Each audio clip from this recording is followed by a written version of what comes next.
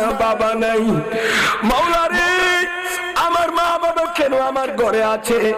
এরকম যদি কারো বাড়িতে থাকে, রহমতের নজর, দয়ার নজর মা বাবার চেহারার দিকে যদি সন্তান তাকায়, আল্লাহ তাকে একটি কবুল হজের সওয়াব দান করবেন। একখান কবুলই দজর সওয়াব তারে কি গরিব দে দান করিবে। তাহলে কবুলই দজর না আনি তার ঘরের মক্কা মদিনা সুরে আনি দিল অসুখী দিলি। সুবহানাল্লাহ। সাহাবায়ে কেরাম অনেক চালাক। ইয়া রাসূলুল্লাহ, ইয়া হাবিবাল্লাহ, নবী গো, আপনি নবীর কথা মোতাবেক একবার তাকালে যদি মায়ার নজরে মা বাবার চেহারার দিকে একটি কবুল হজের সওয়াব পাওয়া যায়, তাহলে কেউ যদি 100 বার টাকা কি হবে দৈনিক?